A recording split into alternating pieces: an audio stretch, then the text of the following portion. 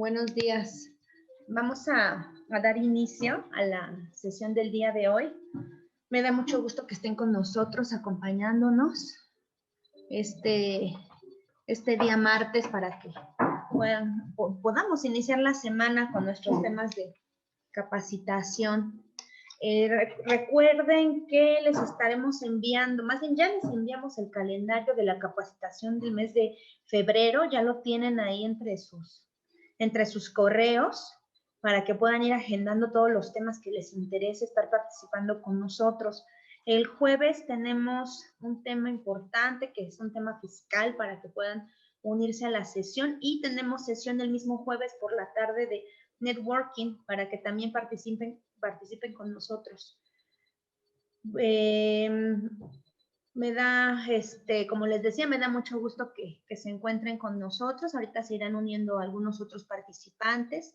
Ya nos irán comentando nuestro ponente acerca de cómo va a ser la sesión, si quieres ir haciendo las preguntas y las respuestas o que te pregunten al final. Bueno, eso ya lo veremos durante el desarrollo de la sesión. Los voy a dejar con nuestro ponente del día de hoy, el licenciado Carlos, y el licenciado Eleazar, no sé si también ande por ahí o va a llegar un poquito después, pero bueno, los dejo con el licenciado Carlos. Gracias, Carlos, y adelante, buenos días. Gracias. ¿Qué tal? ¿Cómo están? Buenos días. Un placer estar esta mañana con ustedes. Yo me presento, soy ingeniero industrial de profesión. Tengo una maestría en ciencias relacionado con el tema de apoyo a micro, pequeñas y medianas empresas por parte del Politécnico. Y en los últimos años, pues me he dedicado prácticamente de tiempo completo a desarrollar herramientas y soluciones de gestión para las organizaciones en México. Este programa que les voy a presentar el día de hoy es la parte del diagnóstico, es un programa completo.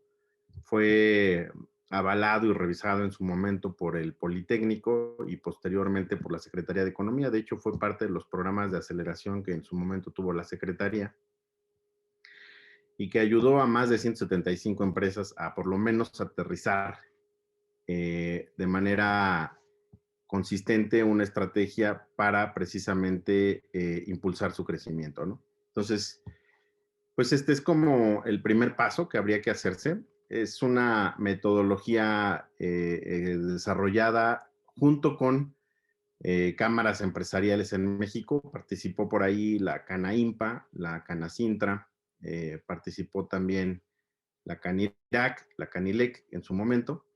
Y bueno, la realidad es que este no es un producto académico, es un producto realmente empresarial, está hecho y trata de reflejar el 100% del pensamiento de ustedes los empresarios. Y ya ustedes lo van a ver, de hecho, cuando los empiezo a platicar se van a dar cuenta que parece que lo escribieron ustedes y nosotros nada más somos el secretario, ¿no?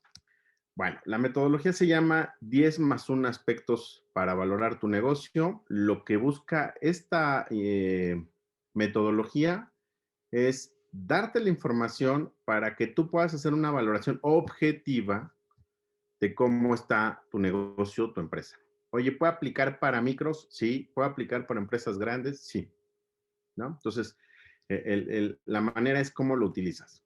Bueno, entonces vamos a empezar. El programa como tal se llama Aprende a Competir y la primera parte de ese programa es el diagnóstico de perfil competitivo. El diagnóstico de perfil competitivo es para que dibujes, para que establezcas una brújula en el crecimiento de tu organización. Bueno, entonces vamos a empezar. Dice por aquí este cuate Chester Barnard, que fue un ejecutivo de New Jersey de Bell Telephone Company, que fue de los primeros en hacer un uso práctico del concepto de la estrategia, que en el caso de que si deseáramos incrementar el rendimiento de una cosecha en una parcela de tierra y el análisis aparece que el suelo carece de potasio, el potasio podrá entonces entenderse como el factor estratégico o limitante. Entonces, les pongo esa frase para que con esa información valoren todo lo que vamos a platicar el día de hoy, ¿no? Entonces, se trata de hacer estrategia y para que quede bien claro qué sería la estrategia es que encuentres tu factor limitante, ¿no? Entonces, mi labor el día de hoy, esta mañana, es ayudarte a que encuentres tu factor limitante sin necesidad de que dependas de un estudio de mercado, de un análisis de la competencia, de todos estos estudios que incluso pueden requerir de un presupuesto que a lo mejor en este momento no lo tengo. Lo que sí vamos a hacer es que con la información que te dé vas a poder hacer tu diagnóstico y no vas a tener que invertirle recurso y te va a dar una muy buena posición de dónde está la organización. Lo primero que habría que preguntarnos es cómo crecen las empresas. Esta pregunta se les hicimos a todos los empresarios con los que hemos trabajado y todos ellos nos dieron la siguiente respuesta. Pero antes de pasar a la respuesta de los empresarios, me gustaría que vieran la realidad de las empresas del Instituto Nacional de Geografía y Estadística y nos muestra la realidad de cómo son las organizaciones en el país, ¿no? Entonces, ahí en la gráfica se muestra los diferentes tamaños de organización que existen. De 1 a 2 empleados, por ejemplo, dice que el 69.5% de las empresas en México tienen esa cantidad de empleados. De 3 a 5 el 19%, de 6 a 10 el 5.7%, de 16 empleados a 20 el 0.8%.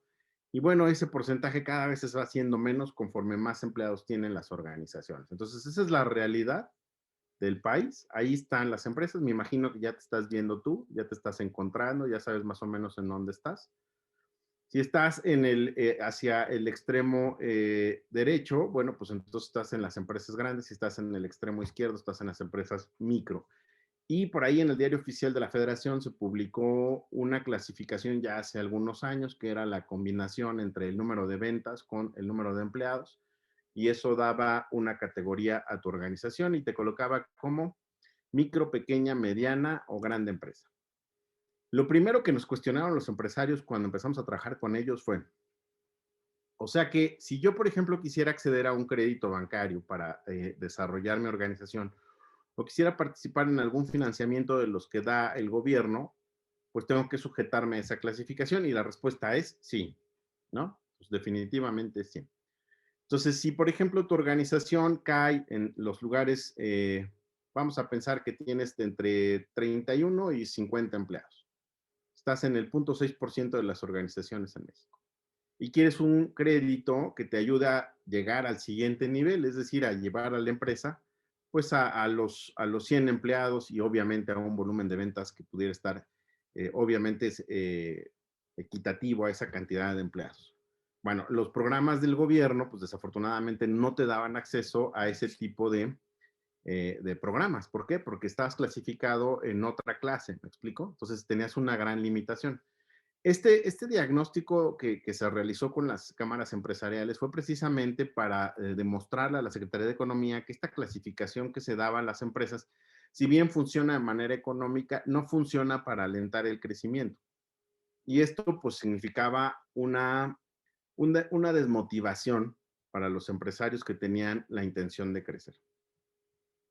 Bueno, nosotros le sugerimos a los empresarios en estas cámaras empresariales que hiciéramos una modificación, pues, digamos, útil para que pudieran incentivar su crecimiento y para que pudieran alentarse a ir consiguiendo cada vez más otros estados organizacionales y no conservar el que tenían. Entonces necesitábamos una clasificación diferente, necesitábamos un análisis diferente.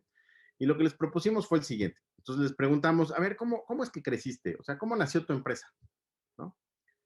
Y excepto en el caso de las empresas que son filiales de empresas extranjeras, el 100% de las empresas en México nos comentó que nació pues a través del desarrollo de las habilidades de una persona. Es decir, había un cuate, una persona, una mujer que estaba muy interesada en independizarse y pensó que haciendo pastelillos o pensó que haciendo cubrebocas o pensó que haciendo algún producto iba a salir adelante. Bien, a estas personas ahora actualmente se les llama emprendedores, ¿no? Entonces, los emprendedores son pues, todas esas personas que tienen ideas y que las quieren poner en marcha. Bueno, la realidad es que lo que nosotros descubrimos es que emprender cualquier persona lo puede hacer. O sea, basta con que decidas agarrar y decir, bueno, pues mañana voy a empezar a vender algún producto de Avon o de catálogo, bueno, ahí estás emprendiendo. Pero te voy a decir la realidad, lo que hemos descubierto es que no todos los emprendedores tienen éxito. ¿Por qué? Pues porque hace falta más que solamente las ganas. Entonces, ¿qué descubrimos de toda esta estadística que tuvimos con este programa? Bueno, pues que realmente los que tienen éxito son personas que realmente tienen un dominio y un conocimiento profundo sobre el oficio o la profesión. A esas personas nosotros les llamamos artesanos. Ajá. Y dijimos, bueno, es que la diferencia entre un emprendedor y un artesano es que este cuate realmente sí tiene habilidades sobresalientes, ¿eh? O sea, este cuate no es algo así sencillo, o sea, tiene, de verdad, tiene talento. Ok, ¿qué pasa con los artesanos? Pues que de pronto lo que hacen empieza a llamar la atención. Empieza a llamar la atención de muchas personas. Y todos los empresarios con los que platicamos, ellos fueron los que nos dijeron esto. O sea, nosotros simplemente fuimos recuperando esa información. Y miren, esto es muy sencillo. Si yo les pregunto ahorita, bueno, ahorita estamos en la pandemia, pero esto es como una pregunta muy, muy, muy normal cuando estamos en los centros de trabajo. Si te pregunta alguien, oye, ¿y aquí por la empresa dónde puedo ir a comer que esté bien? Nosotros sabemos esa respuesta. ¿Por qué? Porque lo tenemos ubicado en nuestro mapa mental. O sea, decimos, mira, hay muchos lugares donde venden tortas, pero las mejores tortas que hay aquí son las que son de Juanito y están en la esquina de no sé qué y contra no sé qué, ¿no? ¿Por qué tenemos ese tipo de información en nuestra mente? Porque sabemos reconocer el talento. Eso es precisamente el estado artesanal. Cuando un artesano empieza a tener éxito, o sea, es decir, empieza a tener más cantidad de clientes de las que realmente puede atender él solo, esa organización migra al siguiente nivel que se llama taller de artesanos. Un taller de artesanos es una persona que tiene talento intentando transmitirle sus conocimientos y sus habilidades a un grupo de personas que tuvo que meter a su negocio para poder atender toda la cantidad de clientes que le llegaran, ¿no? Entonces, pues se recluta al tío, a la esposa, al primo, a cualquier persona que está dentro de su primer círculo social y que puede y considera que le pueden ayudar, ¿no? Aquí es en donde empiezan las empresas familiares, aquí es en donde nacen las empresas familiares. Todos los empresarios coincidieron en que la gran mayoría de las empresas se pueden quedar en cada una de estas etapas, ¿eh? O sea, no quiere decir que porque ya seas talentoso vas a continuar creciendo en todas las etapas, no, hay que hacer ajustes y si no los haces, mueres. Entonces, el artesano que se queda él solo y no incorpora gente, muere. El taller artesanal que metió a la familia, metió a los familiares, a los amigos, si no evoluciona y se da cuenta de que no va a ser posible que todos tengan las habilidades que él tiene. O sea, la lección que se va a llevar es que el único que sabe hacer bien las tortas, el único que sabe hacer bien los empaques, el único que sabe hacer bien las cajas, el único que sabe hacer bien los circuitos electrónicos es él. Entonces, las demás personas que le están apoyando tienen que ayudarlos a encontrar el lugar correcto para que se desempeñen. Esa transición convierte a la empresa familiar en lo que nosotros llamamos un taller especializado. Esta categoría es en donde están la gran mayoría de las empresas en México. ¿Qué son los talleres especializados? Aquellas empresas que decidieron empezar con la especialización de sus funciones, valga la redundancia. ¿Qué significa eso? Pues que a lo mejor mi esposa no era buena preparando las tortas, pero es muy buena cobrando. Y mi primo, pues este cuate no funcionó en muchas áreas, pero lo puedo usar como repartidor, ¿no? Entonces empieza a crear departamentalización, ¿no? Aquí en algunas empresas todavía viven en la época de las áreas y los departamentos, ¿no? Bueno, aquí es en donde se ve eso, o sea, en el taller especializado es en donde aparecen ese tipo de cosas, las áreas o los departamentos. Algunas empresas que están en taller especializado más avanzadas alcanzan a ver más bien procesos y procedimientos. Y ese es el camino para poderte regionalizar, es decir, para poder atender un mercado regional que tiene más exigencia. No es lo mismo atender a 3, 4, 5 clientes de un mismo lugar a empezar a atender clientes de manera regional que tienen inclusive otro tipo de requerimientos legales y reglamentarios. Y obviamente, pues el camino a seguir creciendo sería convertirte en una empresa de manufactura global y eso significa pues poder participar en mercados, inclusive ajenos al mercado donde naciste, ¿no? Entonces a lo mejor estaba yo en México y voy a empezar a atender el mercado norteamericano Y obviamente entiendes que para poder dar ese brinco, la mayor fuerza que vas a tener que aplicar es en el tema del cumplimiento de los requisitos legales y normativos. Bien, habría un siguiente nivel de crecimiento, que es lo que llaman la empresa de clase mundial, si existe. Aunque todavía la verdad es que a la fecha no hay una sola organización que pueda ostentar ese título, por más que diga Coca-Cola que es empresa de clase mundial o la CFE, ¿no? ¿Por qué? Porque habría que hacerse responsable de los colaterales. Pero bueno, lo que sí sabemos es que en estos estados organizacionales sí hay empresas actualmente, y si me regreso una diapositiva antes, pues también podría coincidir con esto, aunque no necesariamente, ¿eh? O sea, hay empresas muy grandes que siguen comportándose como talleres artesanales. Hay empresas de tipo global, ¿sale? Pero esta clasificación nos ayudó muchísimo a que los empresarios se destrabaran, o sea, se les quitara la limitante de que solamente crecer se consolidaba a través de volumen de ventas y se consolidaba a través de número de empleados. Entonces, si le quitamos ese freno al crecimiento, la pregunta es, entonces, ¿cómo podríamos impulsar el crecimiento dentro de la empresa? Bueno, una forma de hacerlo es, obviamente estamos hablando, esto es una plática de estrategia y la gran mayoría de ustedes, puedo firmarlo, conocen el famoso FODA o DAFO, ¿no? Que es pues la matriz esta de debilidad, fuerzas, oportunidades, amenazas, etcétera, etcétera. Pero vamos a ser sinceros, vamos a ser honestos con esta herramienta. La realidad es que cuando uno se propone hacer un análisis estratégico cada año para ver en dónde está lo que debería yo de atender e impulsar mi crecimiento, hay una gran parte de autocompensación al momento de hacerla, ¿no? Entonces, perdemos objetividad y empezamos a darnos cuenta de que, pues si amaneciste de buenas ese día, es muy probable que todo lo veas positivo, y si amaneciste de malas, es muy probable que todo lo veas negativo. Entonces, la FODA tiene un gran porcentaje pues de subjetividad y de no ser objetivo, perdón, imparcial, ¿no? Entonces, lo que nosotros hicimos fue, bueno, a ver, ¿qué es lo que te están pidiendo los clientes? ¿Qué es lo que está pidiendo el mercado? Contra los estados organizacionales que hemos platicado. Y entonces descubrimos que podíamos crear un modelo de diagnóstico como el que están viendo ahí en la diapositiva, que tiene 10 aspectos de apreciación basados en la economía global. O sea, esto es lo que tienen todas las organizaciones que quieren competir en los mercados globales, ¿no? Y lo pusimos en contraposición contra los estados organizacionales. Entonces, el círculo más interno es el del artesano. Aquí vive el artesano, ahí nace la empresa. El siguiente círculo es el taller artesanal, el siguiente el taller especializado, la manufactura regional, y el último, el color naranja, es, perdón, el amarillo es la empresa de manufactura global. Y luego alrededor están los aspectos que usamos para que te califiques, para que puedas evaluar a tu empresa. Pero debo decirte que esos aspectos que están ahí están normalizados. Eso quiere decir que vamos a evitar la subjetividad. Vamos a poner a tu empresa en el contexto de competir con las empresas que han desarrollado esto.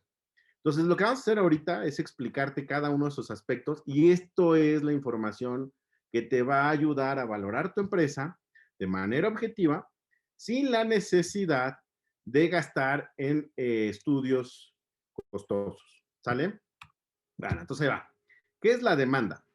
Dice, la demanda es una valoración o diagnóstico que incluye, por ejemplo, la clasificación oficial de las pymes, los criterios de la Secretaría de Economía, el modelo de oferta y demanda, el modelo de competencia perfecta aplicado a pymes, los modelos bancarios y de gobierno para calificar a las pymes al crédito, y una valoración estadística propia. Pero a ver, te lo pongo sencillo para que se entienda. La demanda es el fenómeno que hace que las personas deseen comprar o adquirir tu producto o servicio. Ese es el fenómeno. Entonces, por ejemplo, si estamos hablando de alimentos, la demanda es el hambre.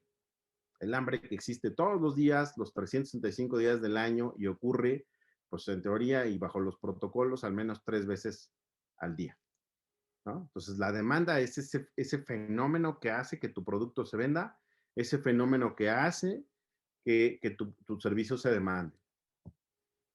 Bien, entonces ya tenemos el primer aspecto explicado. El segundo aspecto decíamos que era el sistema de gestión. Me regreso a la diapositiva anterior para que los vayan viendo. El sistema de gestión, pues no, sí, sí son los sistemas ISO, ¿no? Sí son los sistemas normativos, pero a ver, yo te quiero decir algo para que le veas, te haga sentido común. Todas las organizaciones tenemos reglas.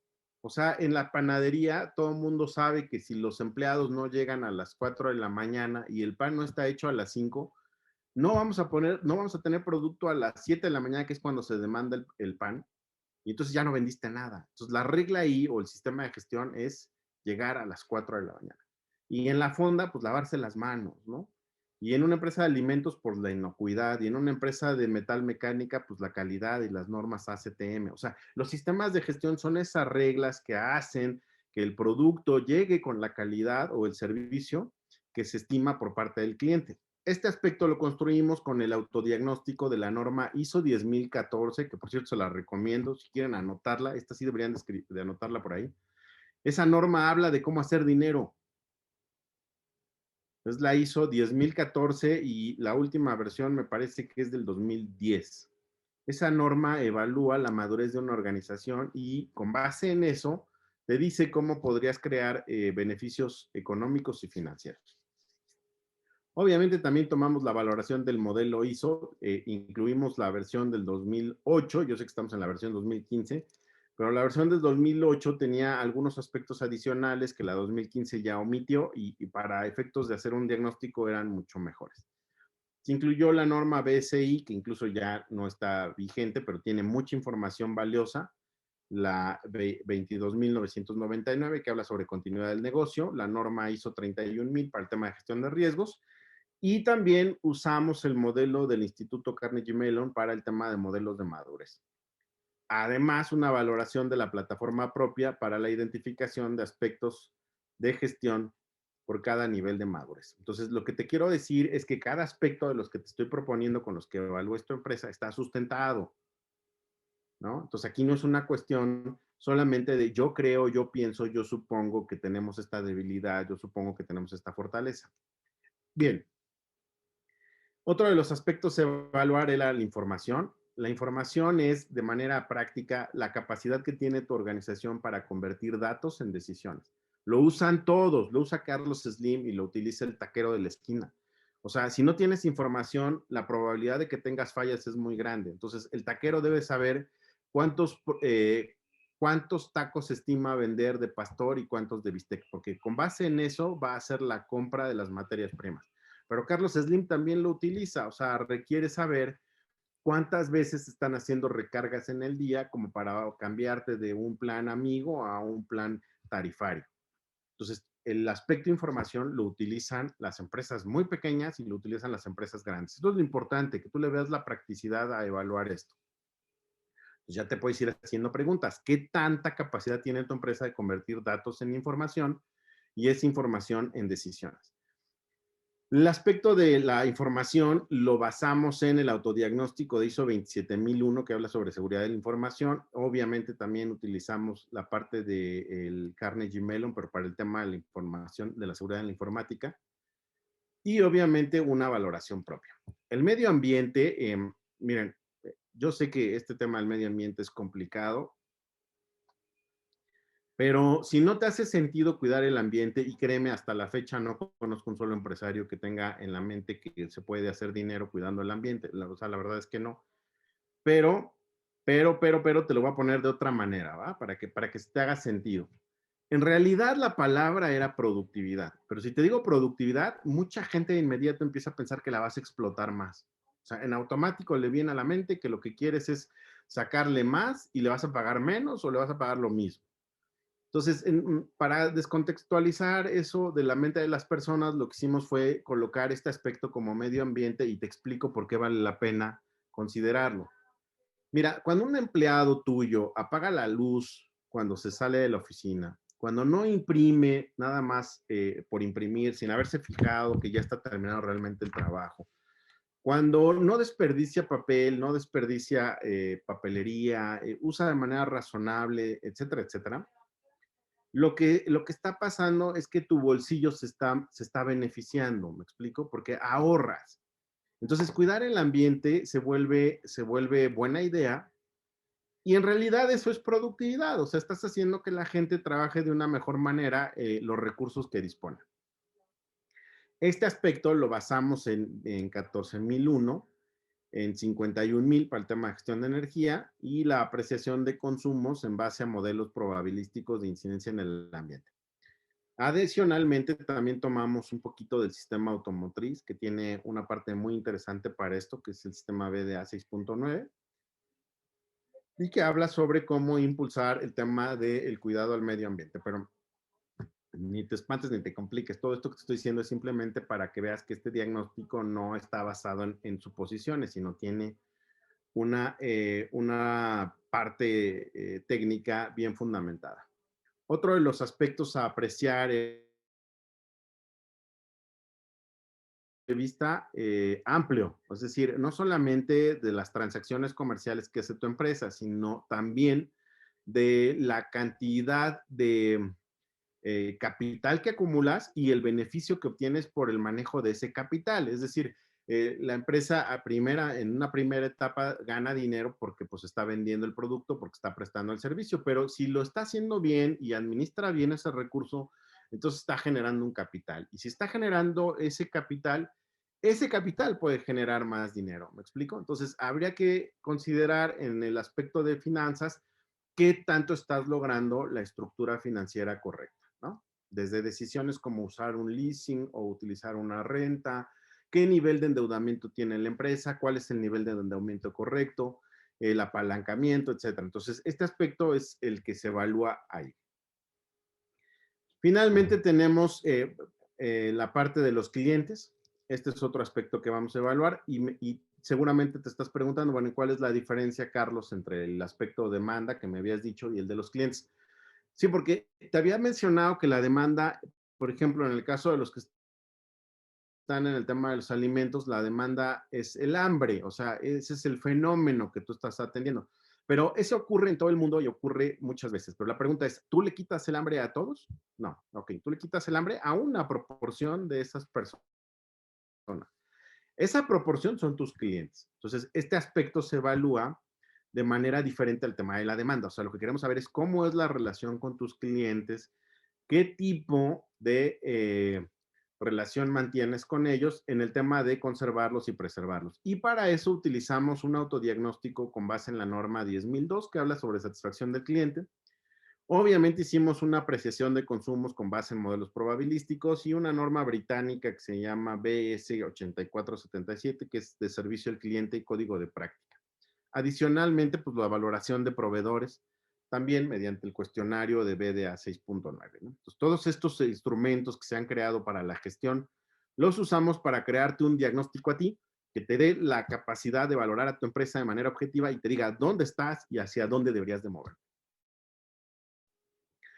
También está el aspecto del personal. Obviamente todos necesitamos colaboradores para poder salir adelante en el tema de los negocios y hay que apreciar cómo se está llevando a cabo ese modelo, ¿no? Entonces ahí está la ley de Hacienda y Crédito Público por el tema de los efectos fiscales, reglamentos específicos de impuestos, la valoración de la función contable y ahora existe la norma 035, la norma oficial mexicana, que nos habla de cómo debería de ser la relación con los empleados, ¿no? Entonces, todo esto está incluido ahí para que lo puedas considerar y para que sepas realmente en dónde estás parado.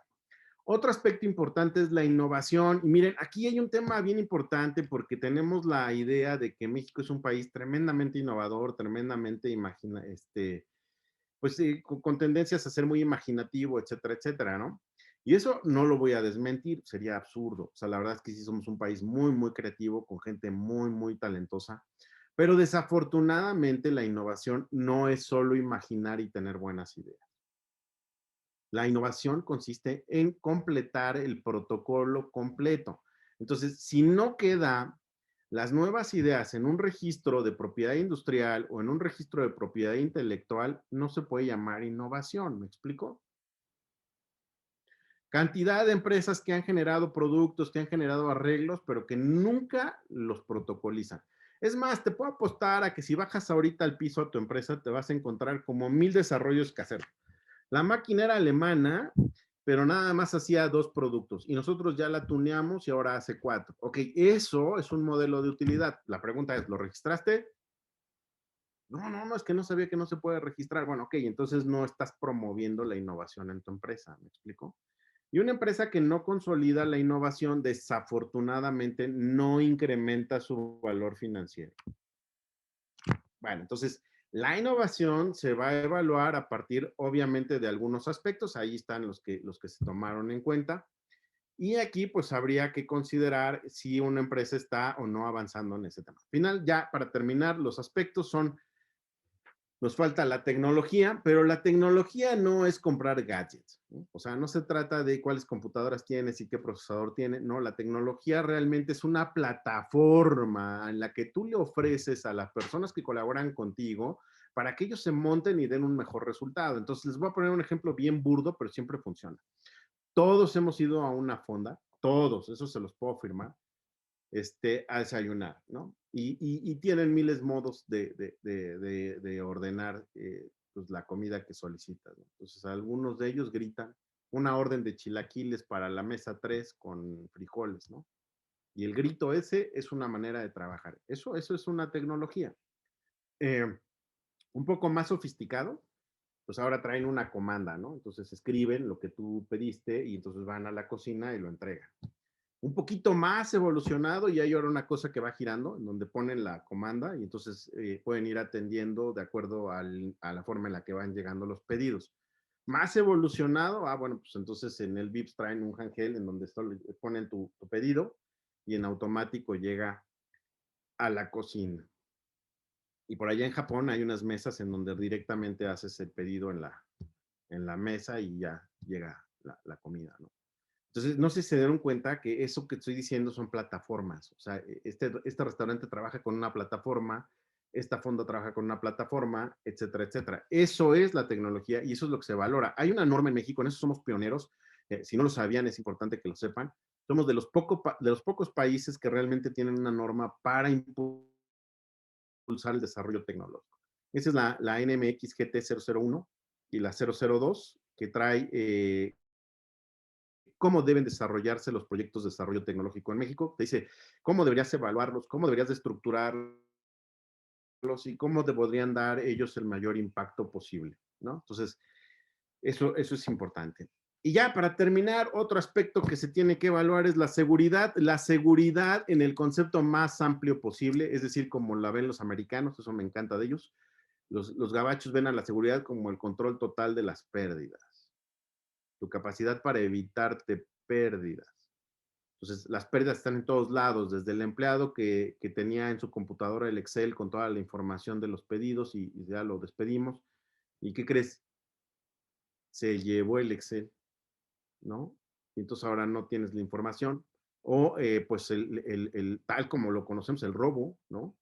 O la sustracción de información, o cuando alguien se lesiona, ¿no? Porque no estoy usando el equipo de protección personal, o porque sí lo estaba usando, pero no había buenas condiciones laborales. Entonces, la seguridad es un aspecto muy, muy amplio y hay que valorarlo. En este caso utilizamos el autodiagnóstico de OSHA, de seguridad y salud ocupacional en el trabajo, pero adicionalmente incorporamos otros aspectos en el tema de la seguridad. Bien, ya expliqué todos los aspectos, esos son los aspectos y ahora lo que tenemos que hacer es comparar esos aspectos contra el estado organizacional. ¿Eso qué quiere decir? Que un taller artesanal va a ser evaluado en todos esos aspectos, pero una empresa grande también puede ser evaluada en todos esos aspectos. Vamos, cuando hacemos negocios tenemos que hacer una reflexión seria de en qué lugar estamos parados. Entonces, lo que vamos a hacer ahorita, me voy a adelantar de nuevo, es encontrar pues esas diferencias. Y por eso la pregunta es, ¿qué diferencia a las organizaciones? ¿Qué es lo que las hace distintas? Bueno, entonces vamos a platicar sobre los niveles de madurez. ¿Qué son los niveles de madurez? Muy simple, o sea, si tienes una área de compras muy consolidada, muy estructurada, la posibilidad de que estés comprando caro es mucho menor a que si tienes una área de compras en donde no hay protocolos, no hay procedimientos, no hay la información suficiente. Entonces, la probabilidad de que pueda estar comprando fuera de precio es muy elevada. Eso es lo que podríamos entender como la madurez. Entonces, las organizaciones, nos guste o no, transitamos por esos niveles de madurez. Y lo vamos haciendo y conforme vamos avanzando en esos niveles de madurez, podemos llegar al siguiente nivel organizacional, al siguiente nivel de crecimiento. Ahora, ¿por qué es conveniente seguir creciendo? Bueno, porque de entrada el objetivo máximo de una organización está explicado de manera muy clara por el tema financiero. O sea, una organización está para acrecentar su valor y para maximizar el beneficio. Entonces, si no estás haciendo eso, estás en otro proceso alterno que se llama proceso de liquidación. No sé si me expliqué. O sea, la empresa se está muriendo, para que se entienda. Entonces, para incrementar el valor de la compañía, y me dirán, porque lo sé, o sea, me van a decir, pero no, pues mi compañía lleva 20 años, sí, o sea, la estadística es en el proceso de liquidación, te guste o no, ¿no? Si tu empresa, por otro lado, sí está incrementando el valor financiero, entonces esa empresa se mantiene viva. Ese es el objetivo, así es como lo definen, nos guste o no, ese es como se define el valor de una firma. Entonces, ¿para qué sirve seguir creciendo? Pues precisamente para mantener y cumplir con ese objetivo. Entonces, el artesano que no brinca a taller artesanal, ya se murió. El taller artesanal que no brinca a taller especializado, ya está claro lo que dije, y así sucesivamente. Pero ¿cómo impulso el crecimiento? ¿Cómo paso de un nivel a otro? Bueno, de entrada tienes que ir madurando. O sea, tienes que ir haciendo que la empresa sea consistente y dé los resultados. Y obviamente, pues eso te va a convertir en una empresa de clase mundial. Y ya lo vimos, ya les mostré la estadística. La verdad es que la estadística en México, pues todavía desanima. Muy pocas empresas de las que nacen realmente lo logran. La estadística dice que a los 25 años, el 89.9% de las empresas que nacieron están fuera. Bien. Para lograr el crecimiento, por ejemplo, vamos a explicar de taller artesanal a taller especializado, voy a tener que ir midiendo los niveles de madurez. Esto no lo digo yo, está en una norma, se los mencionaba. Si quieren anotarla, es la 10.014. Yo les recomiendo leer la versión 2008. Esa norma habla de cómo es este proceso de madurez. Entonces, lo que tienes que ayudar es impulsar a tu gente a que madure la organización, o sea, los procesos, ¿no? Sí, los procesos. Yo sé que esa palabra a lo mejor ya hasta la sueña, porque todo el mundo habla de procesos, pero sí se trata de eso. Bueno, entonces, ¿cómo crecer y consolidarse? Porque este es lo que yo vine a resolverles el día de hoy o a intentar que lo resolvamos en conjunto y a ponérselos muy, muy a la mano. Bueno, eso que están viendo ahí, esa mancha azul que se ve ahí, eso es una empresa diagnosticada con este modelo. Entonces, esta organización en particular le mete durísimo al tema de la tecnología, ¿ya vieron? O sea, este empresario es fan de la tecnología, le gusta. Entonces, lo ha impulsado y lo ha impulsado mucho. Pero definitivamente no se le da el tema de hacer negocios de manera cuantitativa, o sea, no evalúa el mercado, no lo cuantifica, ¿no? Entonces, ha estado impulsando la tecnología, pero no ha estado revisando si eso va a tener éxito o no y si está solucionando un problema o no en el mercado. Igual, por ejemplo, en el tema de las finanzas, él se sigue comportando como un taller artesanal, digo, como un artesano. El círculo rojo es el artesano, el morado es el taller artesanal, el verde es el taller especializado, la manufactura regional el naranja y el amarillo la manufactura global. ¿Qué quiere decir esto? Que esta empresa se comporta como manufactura regional para el tema de la tecnología, es decir, tiene una muy buena plataforma de trabajo, pero por ejemplo, para manejar sus finanzas, pues este cuate todavía le roba, le pega cañón a la caja, ¿no? Entonces, así como que, oh, pues es que tengo un gasto y entonces va a la caja y le pega, porque así somos los artesanos, ¿no? O sea, pues llegó dinero, pues pago. No tengo dinero, no pago. Entonces sí se manejan. Una empresa grande en el aspecto financiero, pues tiene presupuestos, ¿no? Todo está contabilizado.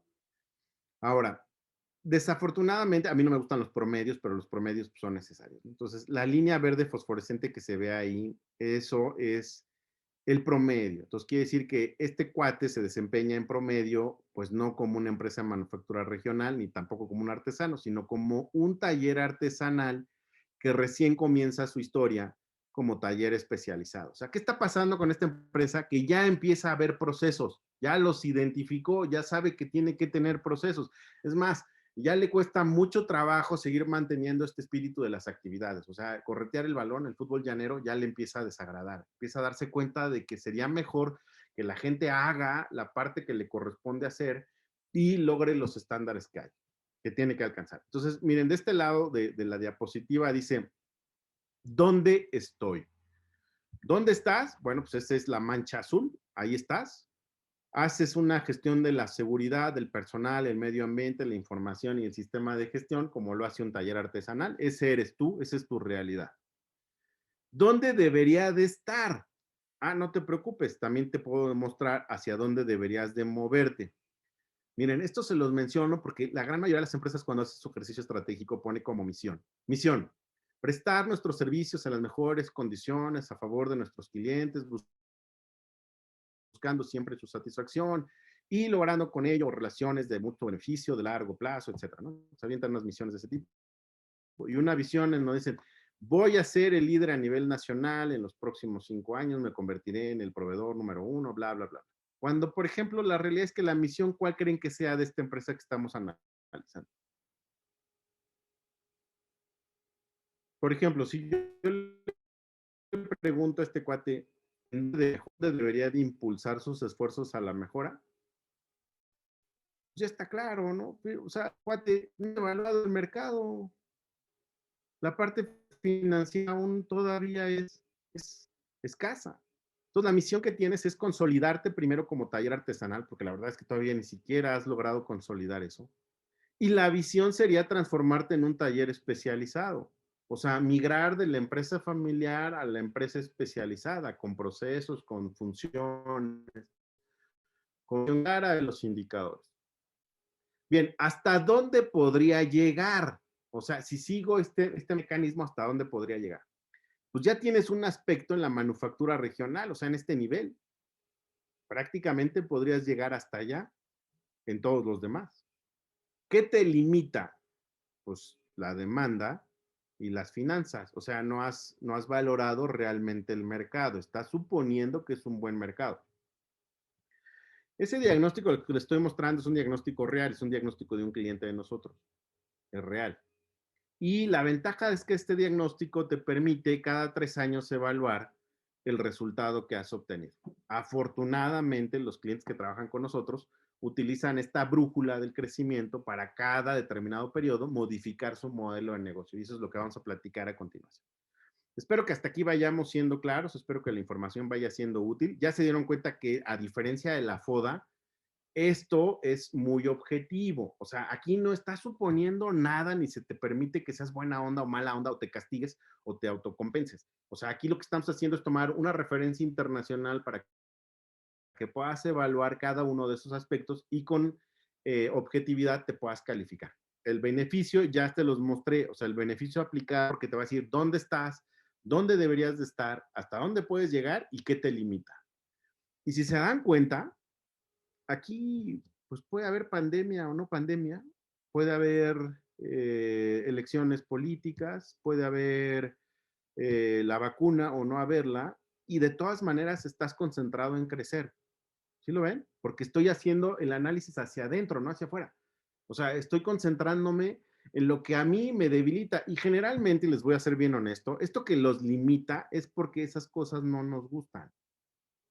Es muy simple. ¿A quién le gusta ir a pagar impuestos? ¿A alguien de aquí le gusta ir a pagar impuestos? Levanta su mano. O sea, nada, yo no conozco todavía ningún empresario que se levante bien temprano y diga, puta, estoy pero bien contento porque voy a ir a dejarle 150,000 pesos a Hacienda. Hasta la fecha no conozco ninguno, pero todos sabemos que hay que pagar los impuestos, ¿están de acuerdo? Porque dice utilidad después de impuestos.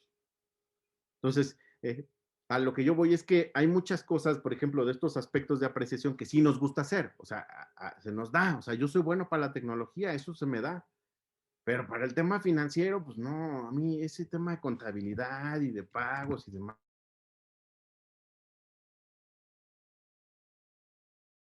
más no me gusta.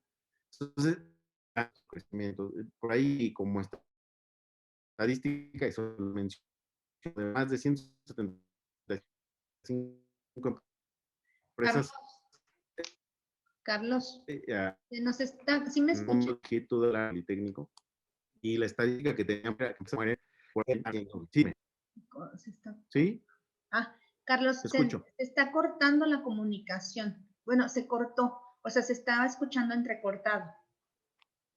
Ah, A sí, ver, ahí está, ahorita está normal, ¿está bien? ahí ya te escucho bien, ahí ya te escuchamos bien, sí. Ah, perfecto, muy bien. Bueno, les decía que en su momento esto lo revisamos en el Politécnico y la receta para lo catastrófico era hacer bien y mantenerte haciendo bien lo que estás haciendo bien. Porque te hace pensar que eso te va a mantener vivo. Y no, ya les mostré que en los aspectos de apreciación hay cosas que has olvidado. Y las cosas que has olvidado son las que te van a limitar para seguir creciendo. Bueno, entonces, para hacer esto práctico, dice, consolide el estado actual, ese sería el primer paso, es decir, ya acepté no soy la empresa gigantesca que yo pensaba, pero tampoco soy la empresa chiquita que yo pensaba. Ok, entonces ya me di cuenta que soy un taller de artesanos o que soy un taller especializado y lo primero que debería de hacer, esa sería mi misión, sería consolidarlo.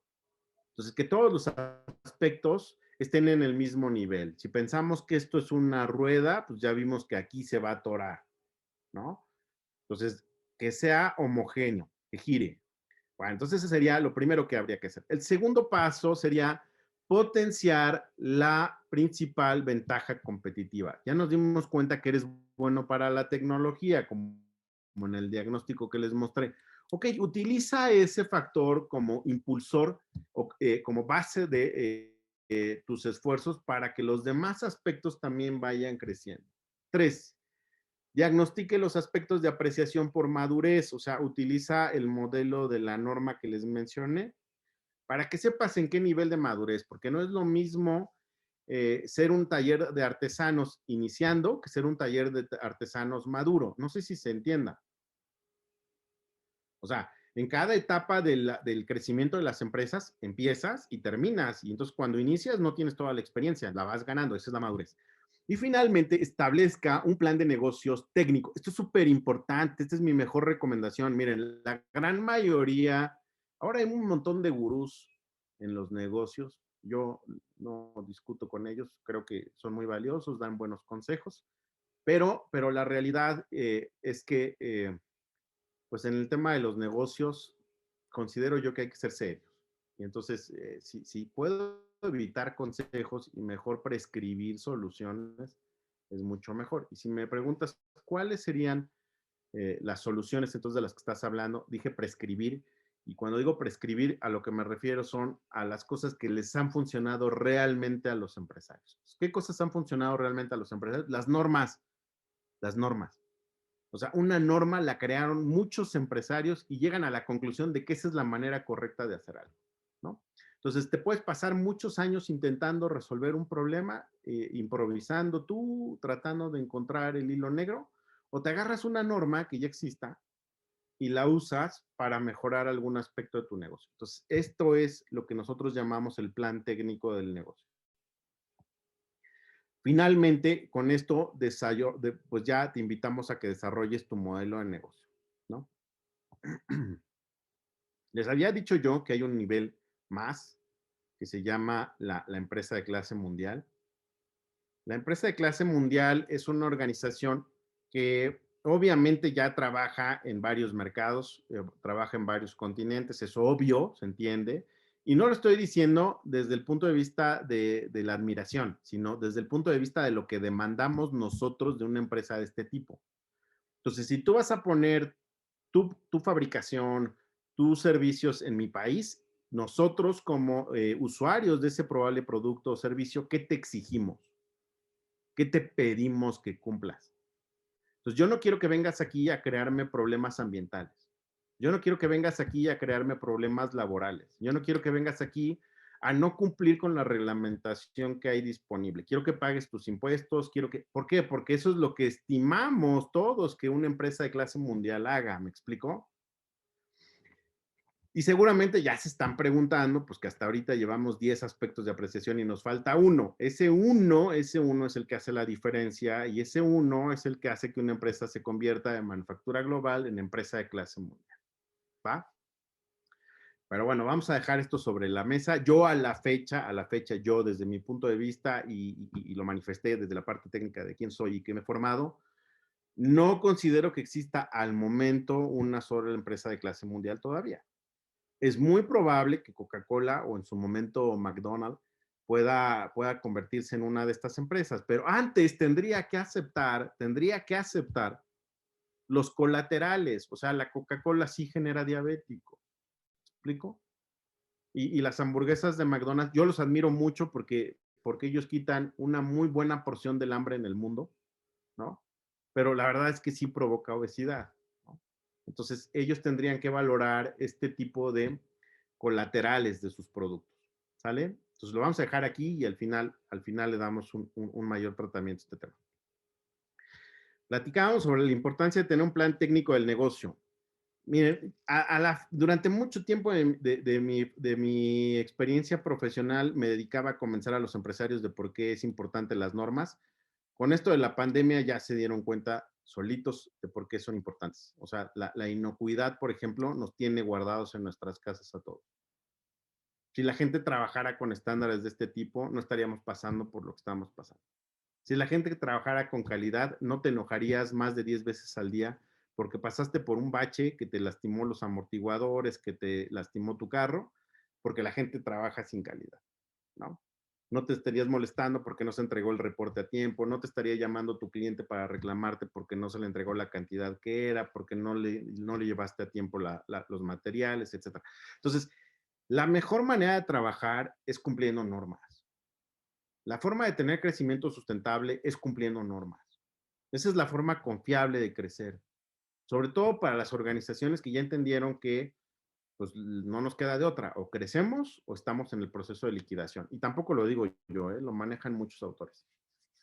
Bueno, entonces el plan técnico es una herramienta que te puede ayudar para que tú vayas viendo cuáles son las cosas que deberías de ir haciendo en el corto, mediano y largo plazo, y no importa si hay, le insisto, fenómenos que afecten de manera externa. Es decir, sí hay que considerarlos, pero puedes concentrarte en robustecer las partes de tu negocio que se encuentran como aspectos limitantes. Entonces, por ejemplo, yo puedo hacer un listado de todas las normas. Algunas de estas normas ya ni siquiera están vigentes.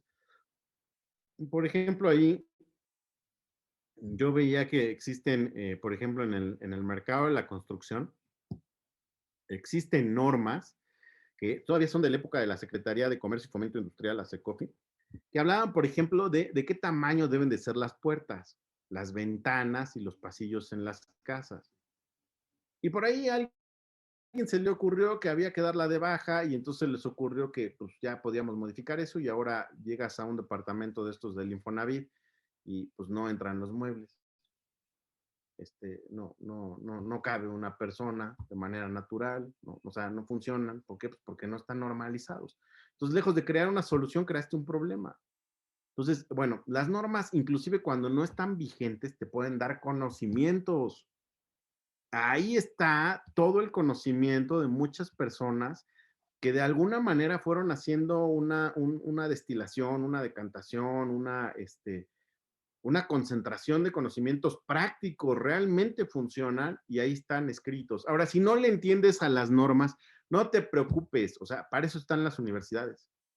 Sí, yo se los recomiendo. Si un día tienes insomnio, agárrate una norma, ponte a leerla y en 5 minutos, te lo prometo, estás dormido, ¿va? Pero, pero insisto, si no le entiendes, no te gusta, no te preocupes, acércate a una universidad, para eso son, y ellos te la van a traducir, ellos te van a decir cómo tienes que ponerla en marcha, ¿no?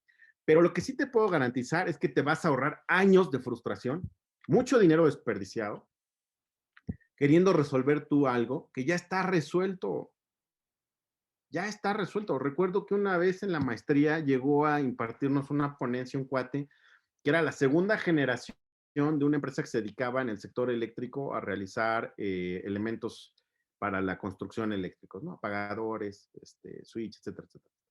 ¿no? Entonces, pues este cuate sí ya se veía algo traqueteado, pues, o sea, pues soy honesto, ¿no? Sí ya se veía maltratado. Entonces, pero era muy joven, muy joven, pero ya muy maltratado. Entonces empezó a platicarnos cuál ha sido su desventura en el tema. Y nos platicó, no, pues me aventé 5 años peleándome con los proveedores. Después descubrí que había que tener una buena relación con los proveedores. Ok, ese punto está en la norma, ¿no? No, también me di cuenta que había que tener una política para resolver ciertos problemas en donde los procedimientos no pueden. Ok, eso también está en una norma. También me di cuenta que había que considerar los intereses de otras partes, o sea, no solamente los míos. Ok, eso también está en la norma. O sea, este cuate se pudo haber ahorrado 10 años de frustración si hubiera leído una norma, ¿no? Entonces, yo los invito a que vean a las normas no como algo que se tiene que cumplir o un requisito que hay que incorporar, sino como conocimiento que puedes adquirir de la manera más económica e incorporarlo a tu empresa.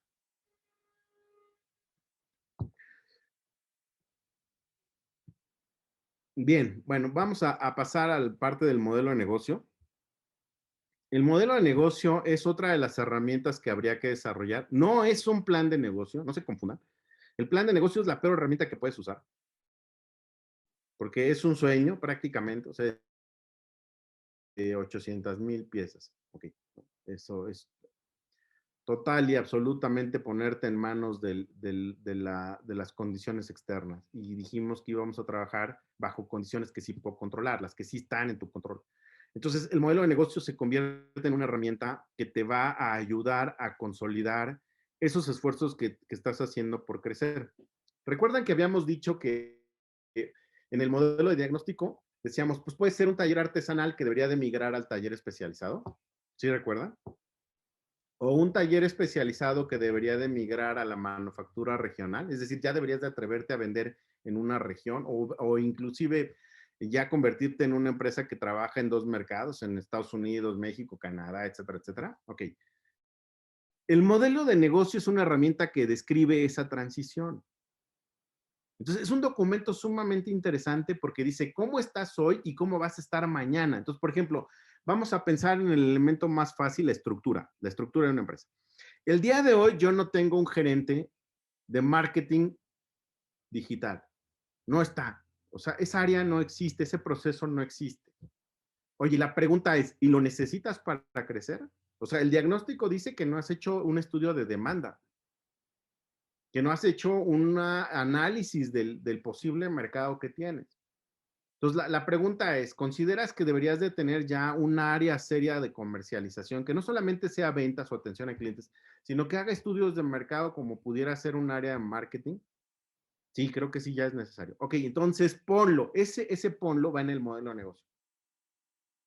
Oye, entonces el organigrama lo voy a dibujar con los puestos que tengo y los que no tengo. Sí, lo vas a dibujar en el modelo de negocio, los vas a poner los dos, los puestos que tienes y los que vas a tener. Pero además le vas a poner fecha.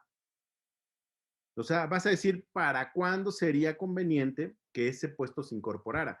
O sea, si fuéramos entrenadores de un equipo de fútbol, soccer o americano, como quieran, no puedes jugar de manera profesional si no tienes los 11 jugadores. Digo, se puede ser que de pronto, a lo mejor 2, 3 minutos no tengas al portero, pero ¿te atreverías a jugar todo el juego sin portero? Pues te van a poner una paliza. Entonces, cuando hablamos de estrategia y cuando hablamos de modelo de negocio, lo que decimos es cómo realmente tendría éxito este negocio, o sea, cómo ser un competidor eficiente. Si tú dices que para poder crecer, o sea, para convertirme en taller especializado o en manufactura regional, necesito un proceso de marketing, pues necesitas esa inversión, o sea, y se entiende que vas a tener que tener una persona ahí.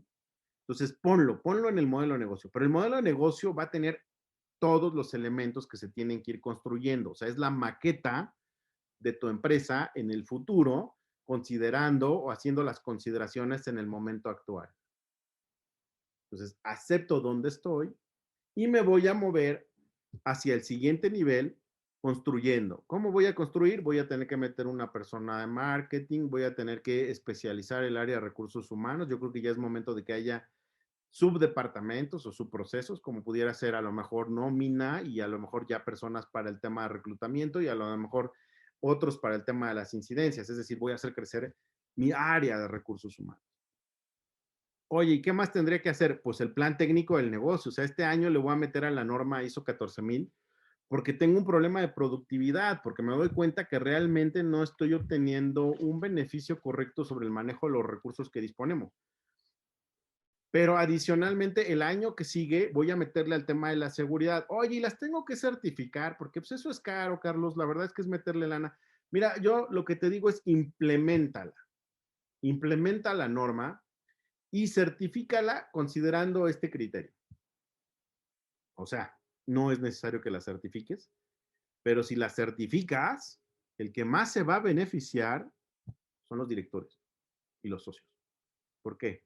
Obviamente los clientes, pero los que más se van a beneficiar son los directores y los socios. ¿Por qué?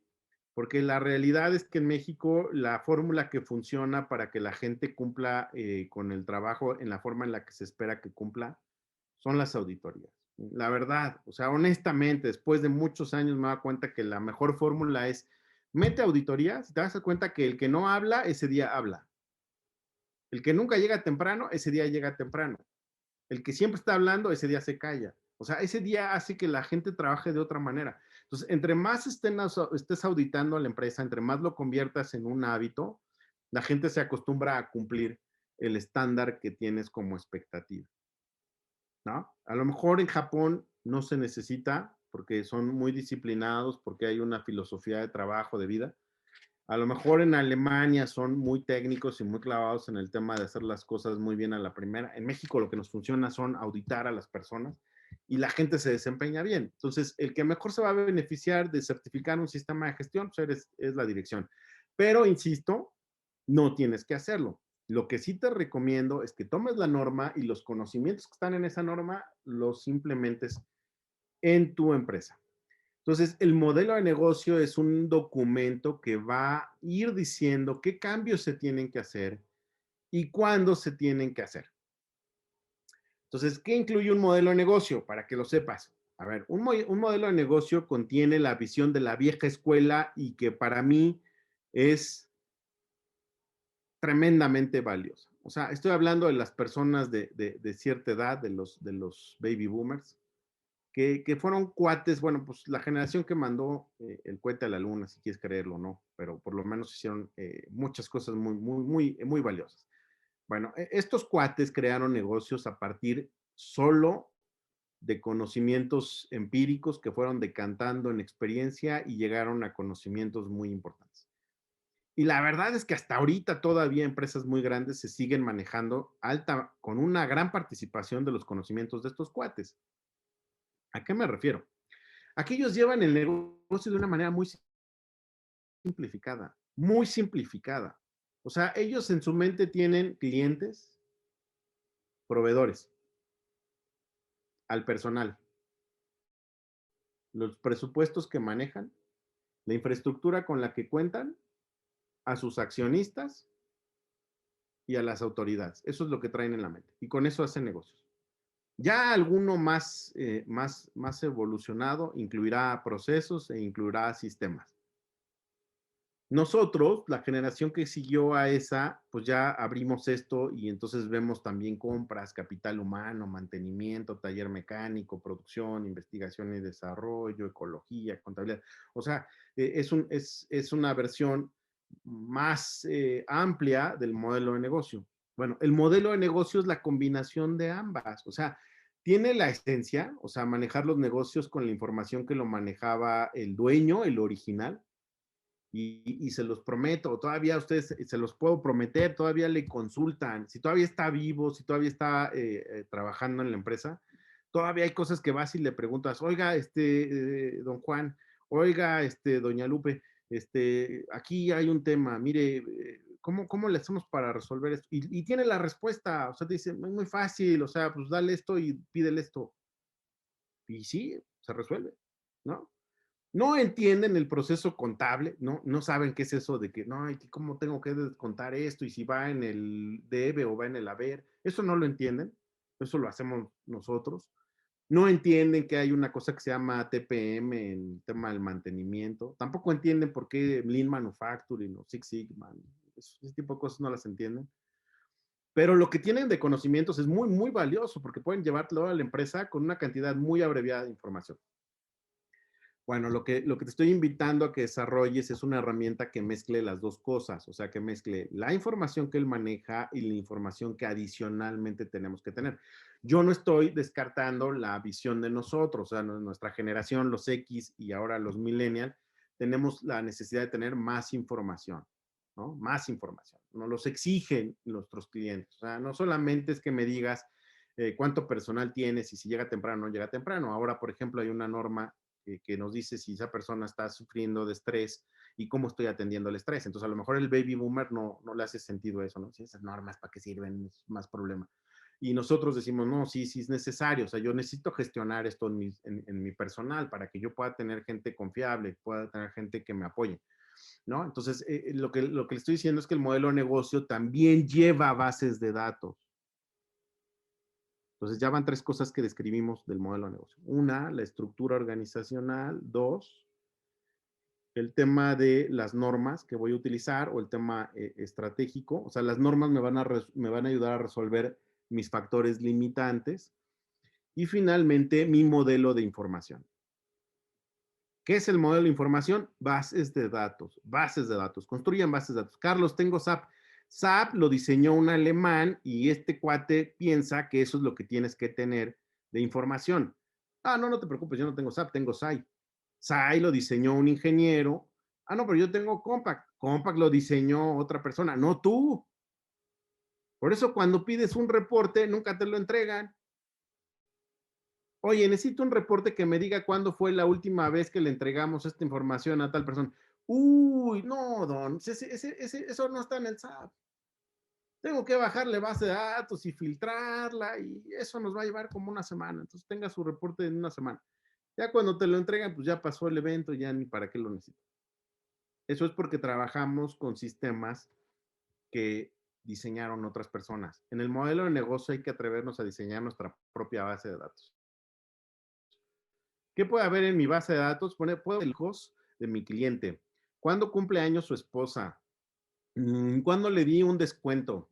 ¿En qué año están sus hijos de estudios? Incluso en la base de datos de personal también. Yo recuerdo, y les pongo un ejemplo, recuerdo un director general muy emocionado de una empresa porque a fin de año compró muchas pantallas para regalarles, esas pantallas planas. Compró pues muchas cuestiones de este tipo de gadgets, ¿no? Por ejemplo, recuerdo que también compró algunas tabletas y computadoras para regalarlas, etcétera, etcétera. Y el fin de año las rifaron y se las dieron al personal operativo y él estaba muy contento. Como 4 o 5 días después, estaba que explotaba, estaba fúrico. ¿Por qué? Pues porque se enteró que la gente que se ganó esos regalos las había ido a empeñar, las fueron a vender. Entonces él estaba enojadísimo, decía, ¿por qué hicieron eso? ¿No? Y bueno, pues ya ahí fue cuando nos dimos cuenta que la base de datos que administraba el personal no consideraba datos como, pues, que había gente que no tenía estufa de gas,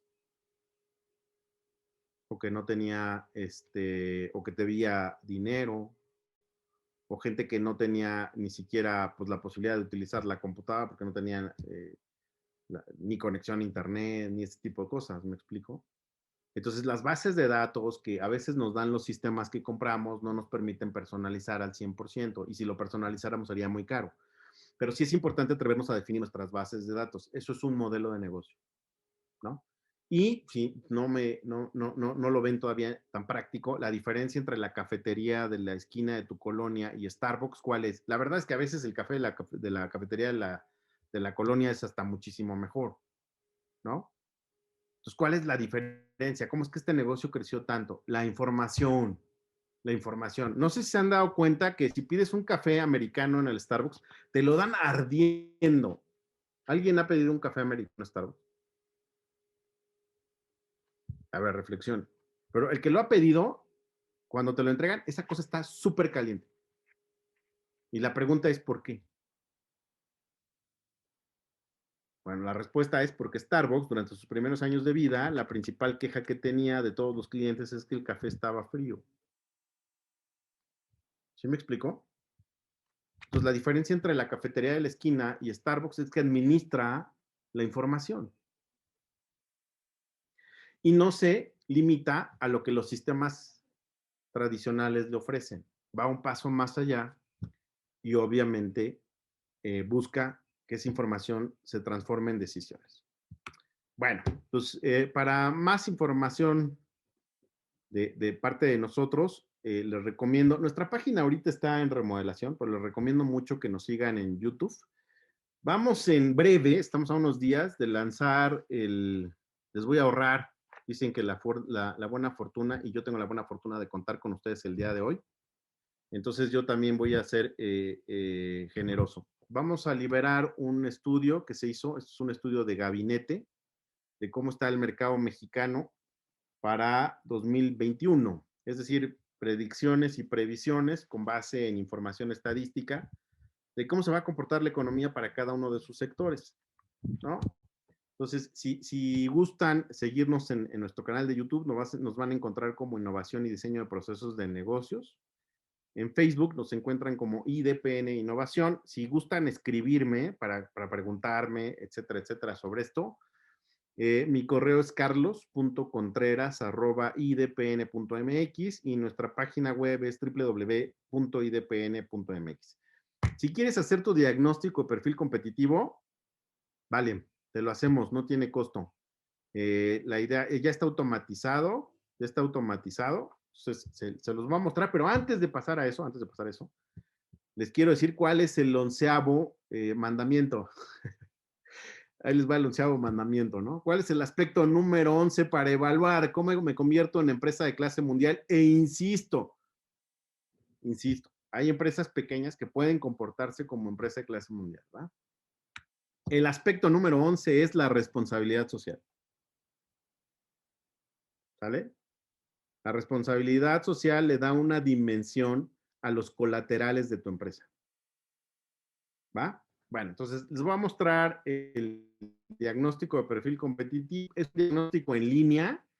Los que quieran hacer el diagnóstico, insisto, nos vamos a aventar como 40 minutos. Ah, no es cierto, más, como 1 hora y media, esa es la realidad. Nos vamos a aventar como 1 hora y media a que resuelvas las preguntas y te mando tu diagnóstico, pues para que puedas evaluar. Miren, ahí están los aspectos que les platiqué, ahí vienen las preguntas que se tienen que hacer, cómo se tienen que resolver, etcétera, etcétera, ¿no? Bien, pues ahora sí, vamos a dejar que nos hagan preguntas, ¿les parece? Pregunten, con todo gusto se las resolvemos. Y los escucho, digan, adelante. Claro que sí, Carlos. Mira, ahorita estoy checando justamente el chat. No tenemos por el momento preguntas, pero no hay ningún inconveniente si gustan activar los micrófonos. En dado caso que tengan alguna duda, alguna pregunta, lo pueden realizar. Adelante, por favor.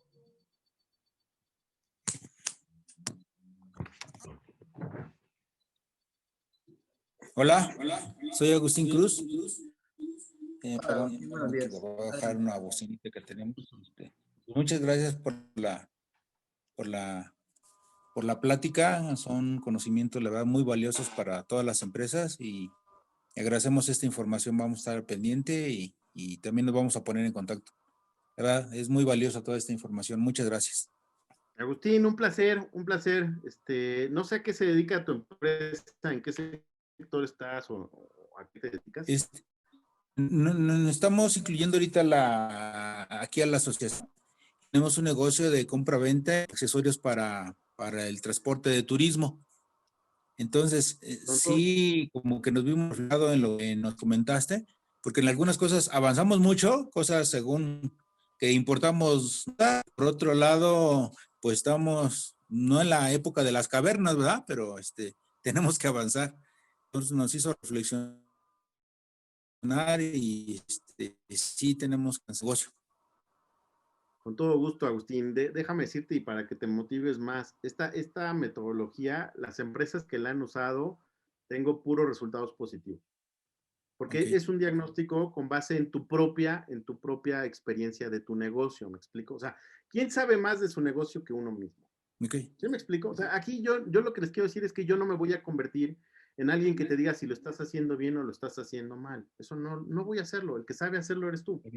Lo que sí vamos a hacer es darte las pautas para que tú, que sí sabes de tu negocio, te hagas una auditoría aquí, acepto, y entonces ahora sí ya tengo claridad hacia dónde mover. Pues con todo gusto, Agustín, sí, si nos contactas, te Excelente, ayudamos. Carlos. Muchas gracias. Gracias. Alguien más que quiera compartirnos su punto de vista, si tiene alguna pregunta, alguna inquietud o quiera Carlos, sí, quiera buenos días a participar. todos. Su servidor José Luis Hernández, no sé si Sí, Sí, adelante. me sí, escuchan. Mira, sí, antes José Luis. que nada, tenía yo un buen rato de no escuchar una conferencia tan objetiva. Me parece muy clara, muy al estilo politécnico, con mucha técnica, me parece excelente. Y yo tengo en particular algunas inquietudes y yo creo que me voy a poner en contacto contigo, porque es interesante, más que filosófica, como yo a veces veo, es más objetivo esto, me parece bien, la metodología del concepto de negocio, el modelo de negocio. ¿Qué te digo, José Luis? O sea, te lo prometo que yo debo decirles que lamentablemente nuestro nivel en promedio, estoy hablando en promedio, nuestro nivel empresarial en México es bajo. O sea, esa es la realidad, es bajo. O sea, no tenemos muchas escuelas de negocio, instituciones ayudando a recuperar información sobre su práctica de ustedes. O sea, es un oficio que prácticamente no tiene respaldo, pues. O sea, hay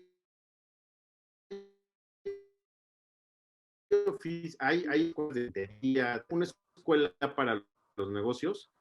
Pues sí, claro, sí está el IPADE, ¿no? Te va a costar como $500,000 una maestría ahí, Así es. pero te van a enseñar a través de ejemplos como el que te voy a decir. Vamos a analizar el caso de la fusión Coca-Cola con su filial, no sé qué, en una transacción de más de 4,500 millones de dólares, en donde estábamos, y tú no se queda pensando, bueno, yo estoy pensando en mi nómina de 100,000, o en mi nómina de 2 millones. Entonces, o sea, sí te agradezco el ejemplo, pues está padre, ¿no? Pero, pues si pudiéramos hacerlo más realista, ¿no? Entonces, estas metodologías que les estoy planteando fueron metodologías realmente pensadas y desarrolladas con ustedes. Entonces, digamos que lo único que hicimos fue ponerles un secretario que escribiera y ustedes le dictaron. Entonces, creo yo que el mejor valor que les podemos dar es que esa herramienta que construyeron ustedes, pues la uses, ¿no? Y te dé un norte hacia dónde moverte, ¿no? Sí, con todo gusto, contáctanos, le agendamos, hacemos tu diagnóstico y te platicamos de muchas más herramientas que hay disponibles para ti y para todos ustedes, ¿no? ¿Alguien más que tenga alguna inquietud? Adelante, pueden apertar el micrófono. Mira, yo aquí en el chat aún no visualizo ninguna otra pregunta y me parece que ya son todas. De cualquier forma, digo, ya tenemos aquí la Ok. información de nuestro ponente, ahí ya lo pueden visualizar, y sobre estas promociones que nos estaba comentando. Y pues, Carlos, te agradezco muchísimo esta ponencia. Les agradezco a todos infinitamente, obviamente, la participación de todos. Y les recuerdo sobre nuestro networking que vamos a tener el próximo jueves para que nos acompañen. Está muy interesante, ya saben básicamente cómo es la dinámica, entonces los esperamos ahí. Muchísimas gracias a todos y bueno, que tengan un excelente día. Gracias, hasta luego. Hasta luego. Bien, Carlos, bien. Bien, Carlos.